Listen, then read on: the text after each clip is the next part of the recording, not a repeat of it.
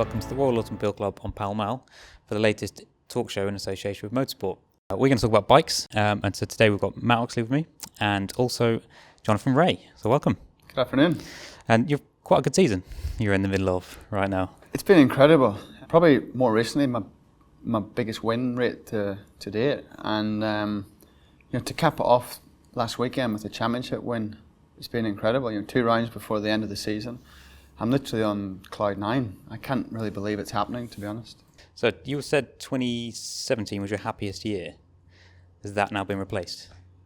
Certainly 2017 was the best feeling I had with a motorcycle. I talked openly with my my team manager about that bike and my crew chief and whatnot. But this season, the technical regs just took a little, our bike performance got suppressed a little bit.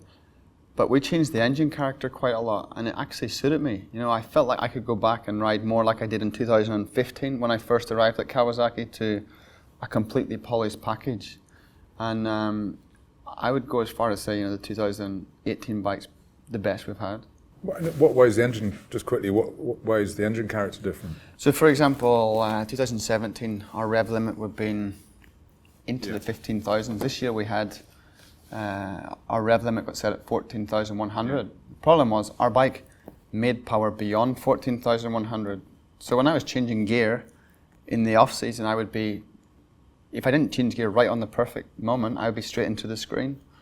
So we had to take all that power we had and move it, further down the rev range. But the problem with that, bikes can become unrideable. So I didn't want a revvy engine. I wanted a real torque engine, power that I could feel in my hand and I could use. And within a couple of winter tests and some electronic tweaks, a mid-season test in Brno where we changed the complete geometry of the bike to make it more lazy and more stable. I think we find ourselves, the best version of the ZX-10R. So since then, you've won 8 in a row and 9 of the last 10. And that was Brno. And in there, you also broke Fogarty's record. So was that the building up to that point of that season, and then since then it's clicked and gone?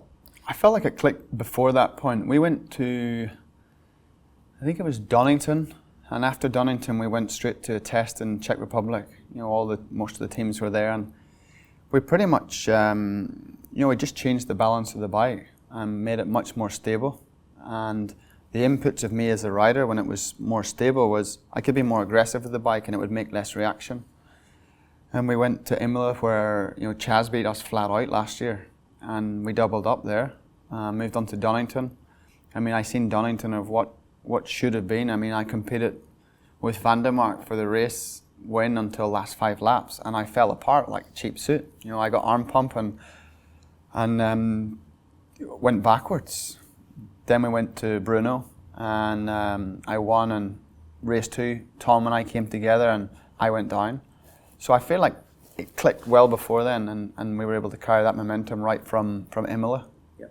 And Brno, your book, which is out this week, I believe, starts at Brno. It's a really vivid kind of start, and you can't help but get involved in the book. How easy was that to write? Because you're on the grid review, aren't you, as a reader? So yeah, I wanted to. It was strange. I've read so many sporting autobiographies, and when I was thinking to do mine, it's hard to capture the non-fan, the non-bike fan or reader starting on day one. Not much happened in my years 1 to 5. I was a kid, so I thought, together with a great friend of mine, Steve Booth, who really helped me with the book.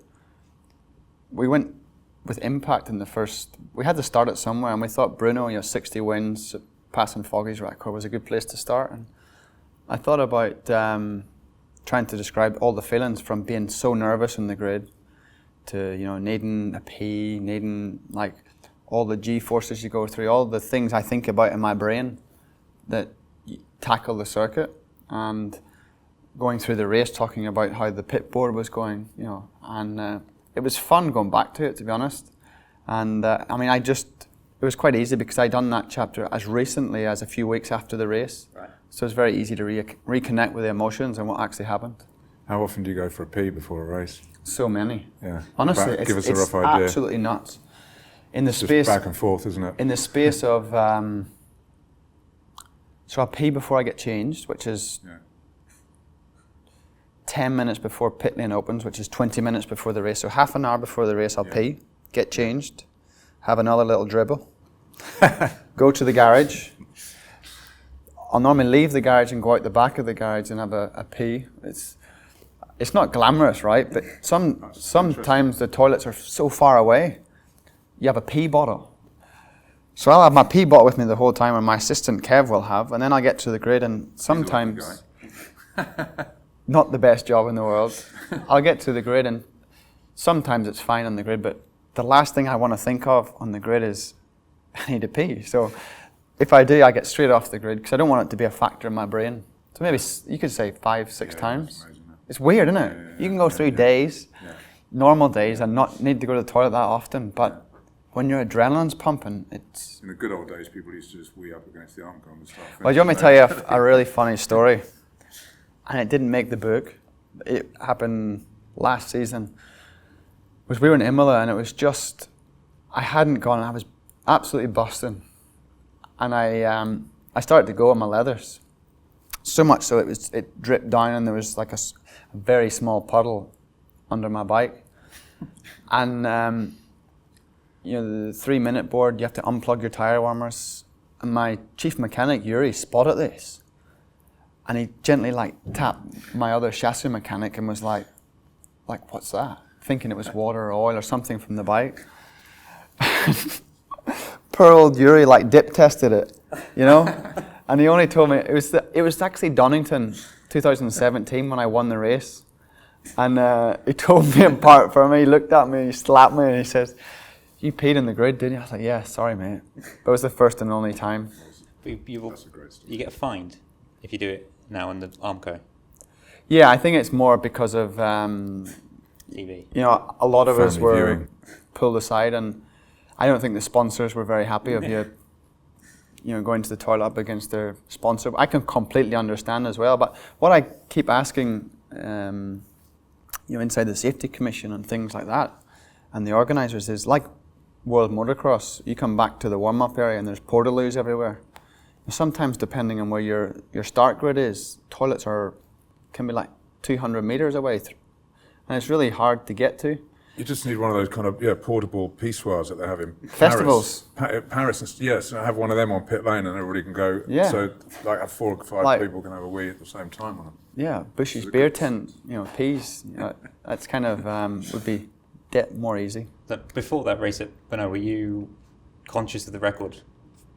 Yeah, of course. I mean, my team had told me they prepared T-shirts, and then when I had 59 wins, at this stage in my career and how things are going, it was inevitable it was going to happen at some point. So I started talking about championship celebrations back in 2015. I had the worst race of my life to win that championship. It was 4th, the worst result of the season, and I really struggled, and I put a lot of that down to talking about what we were going to do if I won the championship and the distraction. So they told me, listen, if you get this done today, we're going to be at turn 11, the uphill left-hander at the bottom of the circuit, after the bottom of the circuit. And I said, right, I understood what they meant. So it was in my brain, but it only kind of came back into my brain once I'd got it done. Right. I was conscious of it during the weekend, but during the race, I never, even up until crossing the line, it was too much. I got through the last corner and picked up this awesome wheelie, and it was quite a decent start straight at Brno, and rode that whole way to turn 1. And when I set the front wheel down, I was like, I've got 60 race wins. It was unbelievable. So it was pretty cool. You're kind of obviously 4 titles next year. You're obviously going to go for a 5th. You're sort of becoming a bit like the sort of Mick Doohan of World Superbike, aren't you? You got the best rider on probably the best bike. I think probably. Unbeatable for 4 seasons, and Mick was unbeatable for 5, wasn't he? I mean, and he really liked to kind of destroy everybody, make everybody go home with their tail between their legs, and so they come up the next race thinking they didn't have a chance, and it worked pretty well. I mean, is that Do you like to just put a big as gap as you can on people, or do you like to battle, or what? Depends. I mean, it completely depends, and race strategy changes from race to race. I mean, some weekends I know my pace is good, and I feel confident enough to take the race by the neck and go from the first lap. Some races I feel really nervous and I want to let the race play out. Other races I'm happy to wait to the last 5 laps and show my hand. And before, that was more, when I first joined Kawasaki, I won so many races in 15 using that, strategy, wait until the last 5 laps of the race. But more recently, I've had the confidence in myself to, go from the gun and make it happen. Them races are the toughest. You think you win by 4 seconds or 8 seconds or 5 seconds, but they're the toughest races because when you're in the front and you're pulling 10th by 10th every lap, you can relax a little, 2/10 a lap or whatever. You do the math and work it out and think, but then as soon as you start to relax, you start making mistakes. So the toughest races are actually some of the ones where you're up the road by yourself. So how do you approach the end of the season? Because the pressure's off. So what do you do? The pressure's off, but racing is 99% in the brain. If I rolled off the gas now, it's a confidence game. I started getting beat flat out by my rivals. I would enter the off season in a low way. I want to go out and keep winning. Yeah. There's part of me has my eyes set on trying to beat my points record from last season, 6 points in a season. I have no idea how the championship's going to be for next season, but there was some musings in some journalists writing about possibility of 3 races in a weekend, which would increase the races during a season. So whilst there's 26 races, if I can be I am the last guy to get the points record, but if I could increase that, it would be a nice way to stay focused to the end of the year. Yeah, you got, I think, 14 wins, and no one else has more than 2. So, really? I think so, yeah. And so then, that's quite dominating performance all round, isn't it? So as Matt was saying, like Schwantz doing, that's kind of what you're doing, though, isn't it? By winning, just decimating the rest of the I feel like position. This year I've been the strongest guy. 17 also, probably 15 also, but 16, Chaz Davis won more races. He won, I think, 11 to my 9. But we made less mistakes during the year. When I had a bad day, it would be still on the podium, and that was the difference. I guess the big thing next year is the Ducati V4. Obviously, it'll be their first year. Have you got any kind of idea whether that's going to be a threat or not? I guess you don't really know until you get to the first race. Honestly, no idea. I know they've released that concept last season, so all this year with their test rider, Michele Pirro, they've been riding the bike. The only thing I know is what everyone else knows. Ducati published a story that it's already better than their Panigale, which means we got to face up. It's going to be very competitive. Yeah. Has Chaz ridden it yet? Do you know? I have no idea. I don't think so, but So maybe. when were you thinking about 5 titles? Or does that only start now? When? Yeah, I mean now, I honestly focus year to year. But as a 4-time world champion, I can't aim for anything less than trying to win next year. It's going to be tough. I mean, I feel like I'm riding better than ever. The feeling I have with the bike is incredible. You have to move forward. You have to improve, because if I did the same race times as last year, even with the regulation, times are much, much faster this year. So you can't sit still. And next year we're going to have to find something. Luckily for me, we have a great new bike also, bringing a new ZX-10RR. With enough modifications, I feel like we can improve in our weak areas as well. The reader called Kevin asks actually about the bikes and how they changed over the 4 years. How different were the 4 championship bikes, he asks, that you rode for the years, and through changes in regulation? Was that mainly, or was it developments? Difficult question to answer, because first, from a technical point of view, I'm not the most qualified, and second, my memory's terrible. But I remember 15 was the most was a real polished package. I mean, when I arrived at Kawasaki, the bike was at an incredibly high level. Probably the most powerful bike we ever had. 2016 then, we brought a new machine. Kawasaki launched the latest edition of the current edition of the ZX-10RR. And I had a lot of teething problems that year. It was the most difficult bike to win on. I struggled that season with finding neutral a lot during riding. I had a lot of false neutrals. We experimented a lot with the inertia of the engine, trying to go lighter with that, going heavier. They introduced it was compulsory for all teams to use a generator, which increased the inertia on the bike. For me, that was not too bad. It gave me, I mean, as technical as it sounds, but more inertia is heavier, heavier moving mass inside the engine. And when I crack the throttle, I like it to feel what's happening. I don't want an electronic feeling, I want a mechanical feeling. So that everything was going in my way. 2017 then, we had to use, the first year of using standard pistons, and they decreased the regulation again. Yeah. Then new for 2018, they introduced the rev limit regulation for all manufacturers, got a given rev range, also concession parts, so there can be no factory specials. The bike I use should be available to Lucio Pedercini or Manuel Puccetti to buy for his team, which I really agree with.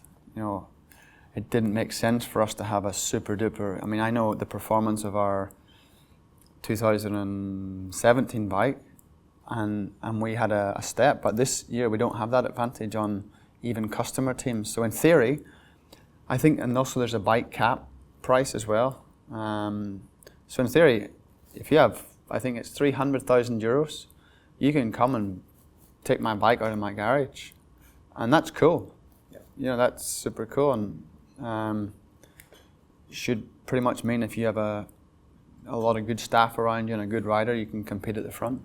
Are you kind of happy that you've gone this direction? It's always the question, isn't it? Well, one of the questions that you went the Superbike route rather than going off into MotoGP when there was, you had a couple of rides in 2012 with Honda and so on. And it's tough. It's a real tough one. I think I don't lose sleep over it, but there's part of me that feels just inquisitive. What could I do over there on a great bike?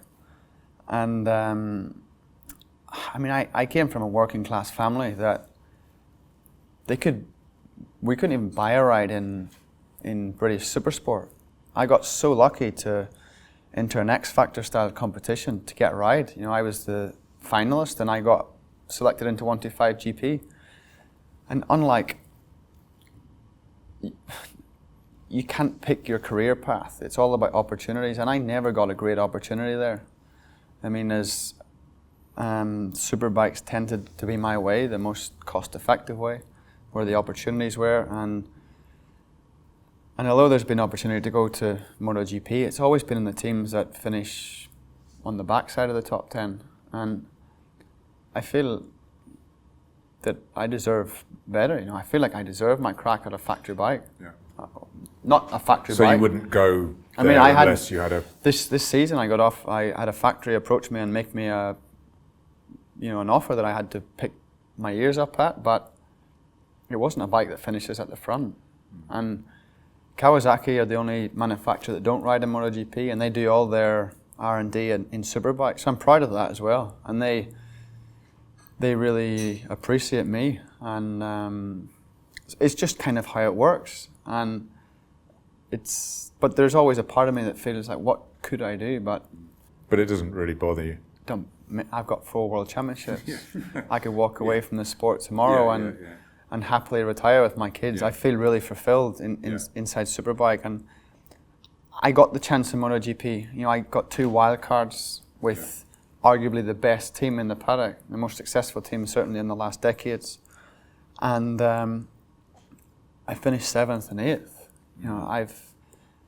I can be extremely proud of that. If that happened right now in 2018 when it's on everybody's mind, people would be jumping up and down about it. But back in 2012, MotoGP was like in the doldrums. You know, they were battling with. Yeah, it was the 800s, wasn't it? And it was the era of the 800s when 1,000 cc's then, but it was the CRT years. Yeah, it was and a open bit of a class mess. and soft. It was in a real mess, and they've come out of it. You know, it's the golden era of MotoGP. Yeah. But thankfully, I got the opportunity. It's ticked the box in kind of some way, and I got to work with great engineers when I was there, so it was cool. And what about the TT? Obviously, your dad won a TT in '89. Yes, Was it? the junior TT. And obviously, you're from Northern Ireland, and everyone goes road racing, and it's all about racing on the roads. Why didn't you go that way? Because obviously, your dad had done it, and presumably, a lot of your dad's mates and your mates did it, or do it. Because of, firstly, Mum and Dad were really strict, and they really discouraged it. I mean, I think they both taught, I'm not sure, but it's in my brain, they told me to wipe their hands off me. You know, the fear of God was in me, I couldn't be a road racer. But my dad would jokingly say after a few beers, even now, listen, there's no better feeling than a TT race. You know, you think you're on a high, but... So I kind of get it. And it's really sad, actually, in Ireland for young kids now. Road racing's so accessible. There's so many businessmen that, if you express you want to race motorbikes, he's not going to fund you with money or bikes to go and race in the British Moto3 Championship, but he'll buy you like 3 bikes to go and do the Northwest 200. So I just got the opportunity in the British 125 class and ran with it. So. And I feel like it's 2 completely different sports. There's very, very few that can mix it. You know, Ian Hutchinson, John McGuinness, more recently now Peter Hickman are the only guys that can mix it. But you've got your out-and-out road racers like your Michael Dunlop, who can't transfer too much to the circuit. Then you've got incredible short circuit racers that can't transfer to road racing. It's 2 different sports. Yeah. Where do you watch normally? Because you lived there for a while, didn't you? So Yeah. where's your I love, favourite places to watch? Harold's Wall at Gorsley. It's the last fast right going in before towards Ballycrane. Yeah. That's pretty scary. Big Balls Corner, Yeah. really good. Also, Bray Hill's quite good. Yeah. I mean, I do, on Monday, I always love going out on my bicycle on Monday. Yeah. And we do 2 laps of Super Sport at Ballycrane, and we ride up to Harold's Wall and do 2 laps. Then we go out into the countryside after Glen Helen to watch 2 laps of the Superstock bike and back to Belig Bridge just after Ballycrane and ride home, you know, via Foxdale and have a pint at the Baltic. It's a great day out. And I love it. I mean, but that's the best way to do the TT, isn't it? Yeah. You need a trials bike, or a dirt bike, or a mountain bike, don't you? That's it. You know, because then you can get all the places that most people can't. You know. I mean, we did a great feature with a few riders. I mean, Cal, me, John McGuinness, David Knight, and a journalist. We headed up the mountain during practice week on motocross bikes, and we looked at. I mean, we could see. In fact, Nider has a bet. I think it was only back in Joey's era, during 250 practice, Nider brags that he got from Ginger Hall to the Mountain Mile on the same lap as Joey. That would be scary, you know, being in the back of Nider's enduro bike when he's doing that. For sure, the gates would be open in certain places, but yeah, it's cool to see the Isle of Man with enduro bike. Did you take your team over there? Was it this year? 2015 they came, but yeah, generally they come over. They love it. You know, it's because it's a holiday. I mean, racing for us. You know, sometimes I visit MotoGP, for example, or British Superbikes or World Motocross, and you see that how stressful an atmosphere it is. But then when you're working, when I'm working in World Superbikes, it's the same. Where Isle of Man TT, I'm like a tourist. You know, I'm a fan. And you go, but then like you say, it's a different sport, isn't it? But then you go to the paddock and you watch the atmosphere before the race. It's eerie, you know. It's exciting, and it's because I'm not racing. I don't feel the stress. I think I read somewhere that you said you can see the fear in people's face on the start-finish line, and not so much the fear, just it's a weird atmosphere. You know, watching the start of that race. and it's exciting, but it's eerie, you know, and more so not the riders, but more so watching mechanics or partners of riders or wives. It's because it's the ultimate test, you know, man and machine, and it's. Yeah, I think that's probably the toughest job in racing, is being a mechanic at the TT, because you know you cannot make a mistake. Or you don't want to make a mistake anywhere if you're a mechanic, but of yeah, all the places. or a wife or a partner. You know, Yeah. I'll never forget. You know, I'm close with a lot of the TT riders, but none more so than Keith Moore. And when he raced, I'd regularly be out with a pit board, you know, at signpost in the last laps of races, and I remember them being a red flag. And when there's a red flag at a TT, everyone, it's like I'm getting shivered, like the hairs in my neck are up now thinking about it, because generally not great news if there's a red flag out. So, and I think everybody feels that. And you kind of grew up in that paddock almost. Yeah, my first holiday was to the Northwest 200 when I was a few months old, with Mum and Dad. But and there's a photo in the book on the TT grandstand, probably watching Dad burn laps on his 250. What was it like as a kid in that sort of paddock? Because you're kind of among heroes. And I can't remember. I can remember being on the electric railway up to Schneifel, doing a trip. Probably Dad told Mum to take me out of the paddock. And I can remember sort of butting into my dad's mechanics, asking to polish stuff and getting in the way. You know, I was 3-4 years old, and it was cool. I mean, I could see my dad was very competitive, especially at national level back home. He was, you know, a winner with his in the short circuit and road race scene with guys like you know, Alan Irwin, Joey, Yeah. Richard Britton,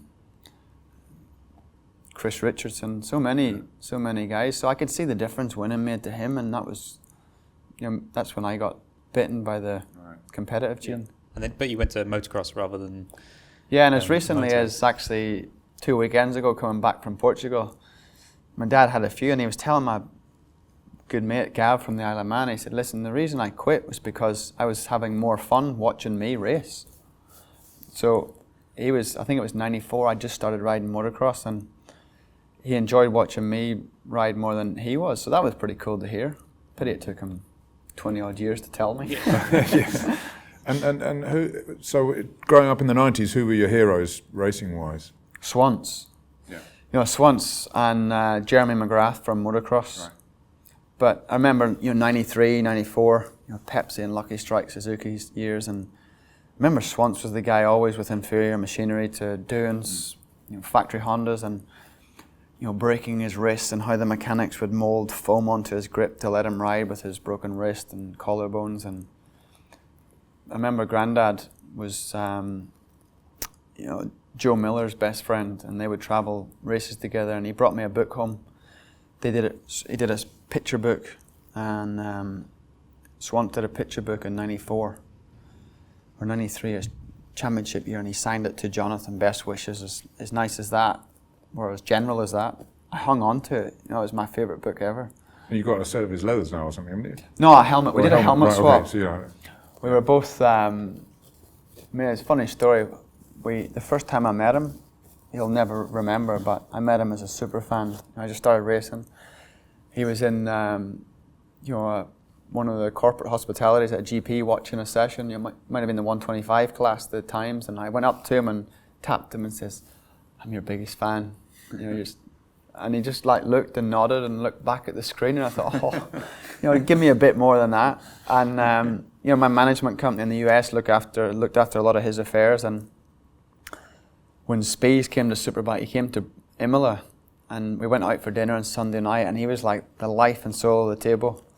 And I reminded him of that time, and he's a legend. You know, he's one of the guys that texts me after every single race, and he was my hero. So how cool is that? I remember we were both picking our chins off the floor when our teammates crashed out of the 8R in 2013 or 14. And he came down to my box with a helmet, and we did a helmet swap. And yeah, he's a super cool guy. But he kind of got, in a weird way, got you bullied at school though. because of your pencil case. My pencil case, yeah. Well, growing up in Northern Ireland, I mean, right now it's great. But when I grew up, it seemed I came from the countryside, and I went to an integrated school. And religion was something that people hang on to. For some, it's more important than others. And having a red, white, and blue Pepsi pencil case, antagonized some of my classmates, and it was a reason to be bullied, and not just that, clash of personalities, and I didn't have the best time at school. I enjoyed it for what it was, but I think coming from the countryside with no friends, and also no friends from my primary school, coupled with the fact I didn't do weekend sport. I didn't play for rugby after third year when they played on Saturdays. I went motocrossing. I didn't really fit in that well at school. I got good grades, and I got on well with my teachers, but unfortunately I didn't have the best friends. You, I mean, you as you say, you come to MotoGP races. Sometimes you raced there a couple of times, and I think you know Marquez, I guess, more from probably sharing test days or whatever. And you must know Rossi. What's your thoughts about who are your kind of favourite riders from kind of riding point of view, and in MotoGP from riding point of view? Easier than asking your favourite riders in World Superbike, I suppose. That's from riding point of view and from personality point of view. It's difficult to say because both Valentino and Marc are very different, but they're very similar. Yeah. And Marc's, I'm a lot closer with Marc. I mean, I met him. Marc grew up inside a junior program that my team manager Game ran back in Spain, looking after young talent. So he's a great relationship with my team. And the last few seasons, he's also been world champion. I've met him at FIM Awards, and he's a super cool guy. And unfortunately for Marc, he's grown up in sort of Rossi mania, where Valentino has, you go down the street here in London and you talk about motorbikes, people mention Barry Sheen or Valentino Rossi. The Joe Blogs will not know anybody else, and Marc's coming into that sort of era, and he's doing a better job. Without doubt, Marc's skills now are, he is the best rider in the world, bar none. And unfortunately for him, he gets a lot of flack. And Valentino now, I struggle to understand how he still has drive to keep going. He is the greatest of all time, but he's still there. He's the biggest pain in the ass for Marc at times, and that's his season in 2017 was incredible. But the best way to describe that was, and Marc, was I went to, every year I go do a motocross camp in Spain, and Marc had arranged that we go and ride in Ponce on his assistant's track, and Jose's track, and all my friends are like Rossi mad. They're all from the Isle of Man. We put a truckload of bikes together and we go. So we went there, and it was all a bit awkward, and afterwards I was out finishing my last moto, and Marc had to jump off for a photo shoot, and he came around each and every one of my Manx friends that were all sat down talking about the day, and sat down with them and asked them each, what do you think of the track, and do you like it, did you have fun? And they went all from being Valentino fans to absolutely loving Marc Marquez. And it's a strange one, but I love them both. I mean, I think it's really hard to have a favourite. Marc's kind of carried a lot of his motocross style up through the ranks, whereas you kind of had to train yourself to almost forget on a short circuit. Do you think you'd be able to do that in MotoGP as well? If you were to get a MotoGP bike, you'd be able to ride it, not in the same way as Marquez, but in a similar way, in that a little bit more. No, because I really feel like there's different ways to get the best out of different bikes, especially with the parameters now you can change on a bike from a chassis point of view. You look at riders like me and Tom Sykes riding the same bike, completely different setups. If I had to race Tom's bike in a race, there'd be no way I could be fast. Yeah. It's the same in MotoGP. Now you see the the inter-garage bickering between riders about direction of development is because each rider has their own specific style, and not that one's right or one's wrong, but I think, you know, Marquez's style is Marquez's style. It's be world famous forever. I mean, he's taken racing to the next level. Yeah, he's pretty special to watch. And going back to Rossi, do you see yourself still? I mean, he's in his 24th season now. How many World Championship seasons have you done? 2009, so 10 seasons. Do you see yourself doing another 14 years? No way. Superbike? No, the guy's an absolute legend. I mean, you can't call too many people a legend, and Valentino's a legend. And like I just said earlier, I don't understand why he keeps doing it. No, but it's like, amazing. I've often joke to a great friend of mine, Jeremy McWilliams, why are you still racing? Yeah. And it's because he loves it. You know, he absolutely loves racing, and it's the same with Valentino. So a few years ago, I seen retirement. I started to think about what's happening next, and when will that be? And then, honestly, the last 2 seasons, I can't see retirement. I don't know when it's going to be. You might be still doing it. I hope not. If I'm still racing at 39, I know Tarsh won't be too happy. Do you think if you get 5, you'd have that thought again? That's 5. Is that? Yeah, because it's easy when you're winning, you know, mentally to keep going. Right. Because I mean, motivation's high, and when it comes as naturally as it did this season, with the great bike and team, why not? Yeah. I mean, I've had great injuries, but I'm in really good shape. I mean, I've looked after my injuries, and I feel like physically I'm really good. Mentally, I feel good, and I feel like I can still improve as well. So yeah, when things are going well, it kind of keeps on rolling, doesn't it, I guess?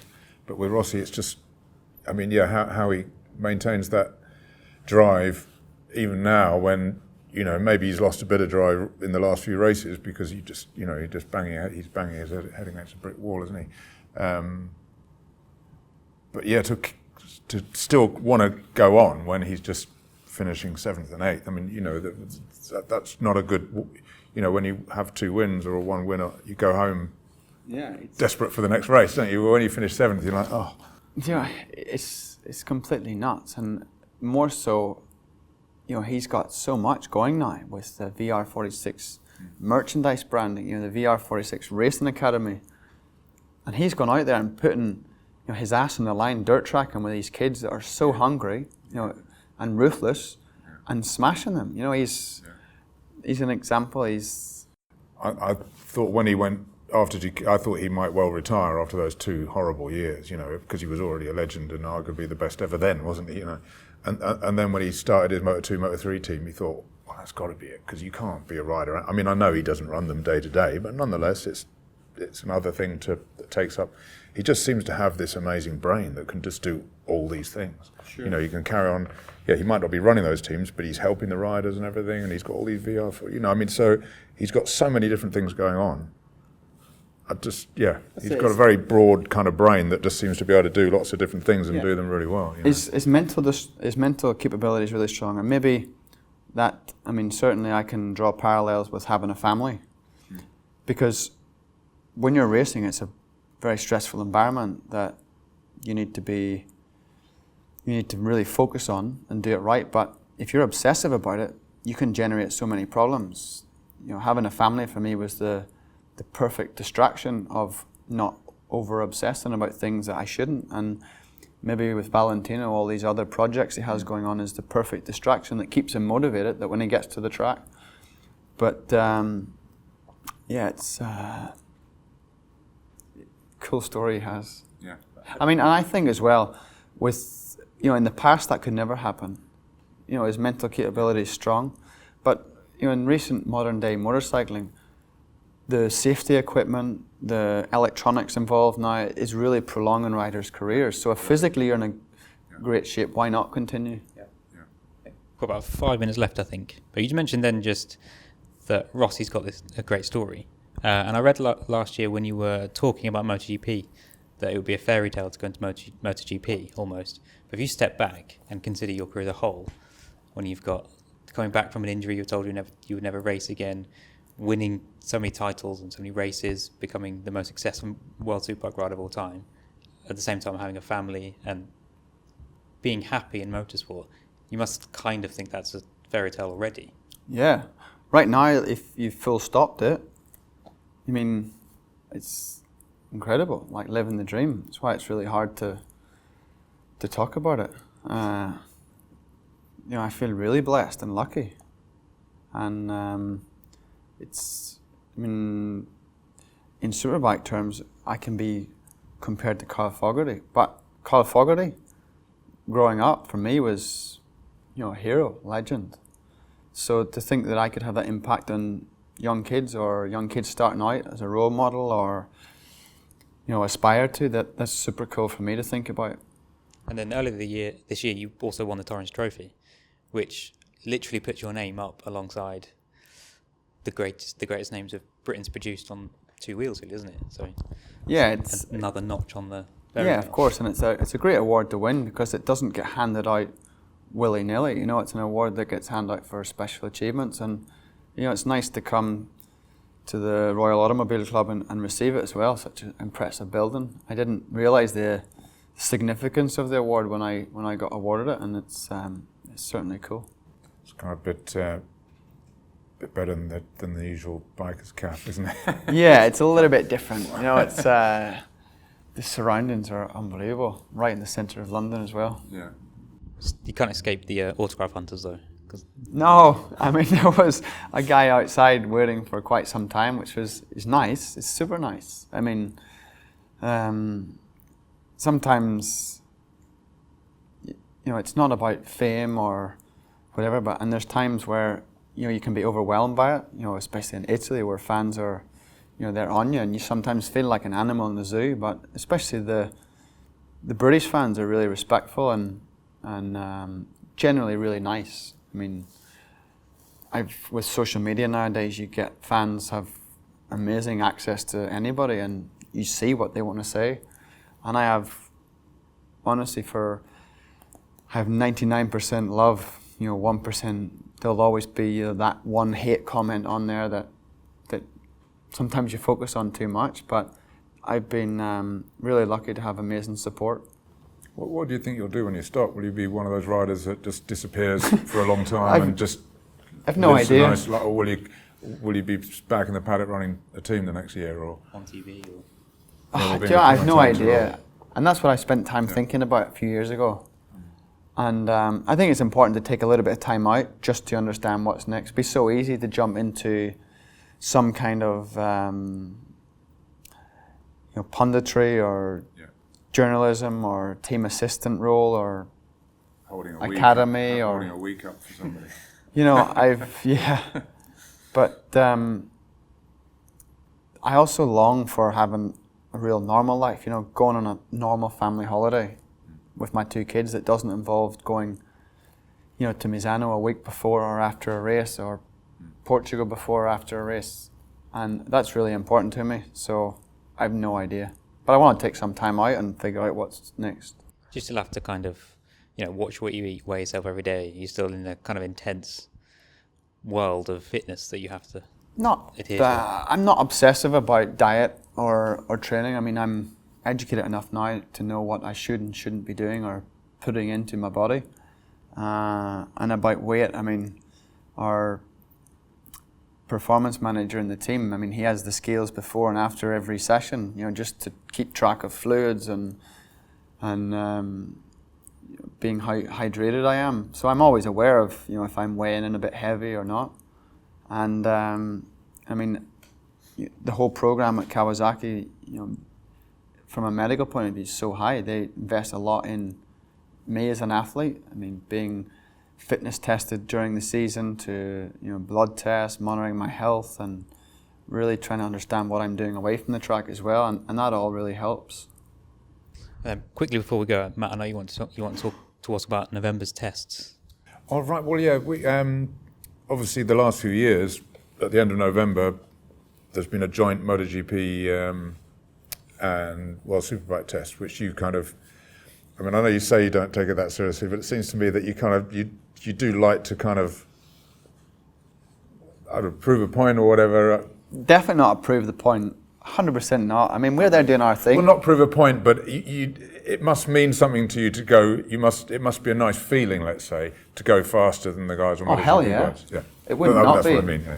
I mean, I don't think of that before it happens because I'm in the middle of a testing program, and I mean, not so much last year. I mean, Dovizioso went, I think it was 2/10 faster last year.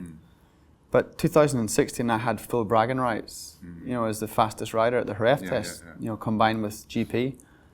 And that was cool. I mean, it certainly got a lot of people talking. I mean, there's no better comparison. Same day, same track, same temperatures, you know, GP bike and Superbike. And yes, we had a soft tire on that gave us a lap time, but it was the same conditions. And I mean, my bike starts off in that Kawasaki dealer shop down the road, and the team, we use parts that everyone can buy this against, you know, Formula One-esque prototypes, which is super cool. You know, it's super cool to see at the end of the classification, you know, when it goes 5 o'clock and the track goes red, it's like my name's on the top. And look at the guys behind it. It was pretty cool. But it's not something I kind of motivated myself to do. I understand it won't be happening this year. Definitely not. I think our friends over in the Grand Prix paddock, they don't want to play with us anymore. So, I mean, I understand. So the separate days. So we've got right? Monday, So Tuesday at Jerez this year, and GP will start on Wednesday. Right. Don't even know if I'll be allowed to go in and take photos. Will you be looking at the following times though? Well, not really. They'll probably spend them 3 days complaining how much Pirelli rubber's on the track. Right, we better wrap this up because you have your evening with here at the Royal Superbike Club, which has been timed to kind of. It couldn't be timed any better, could it? So No, not only here it's mad. to talk about your book, but you can also celebrate a 4th win. Yeah, and I've had a pretty dry celebration, so I might have a nice glass of wine tonight. Or 2. Yeah. Or 4. Yeah. Well, enjoy.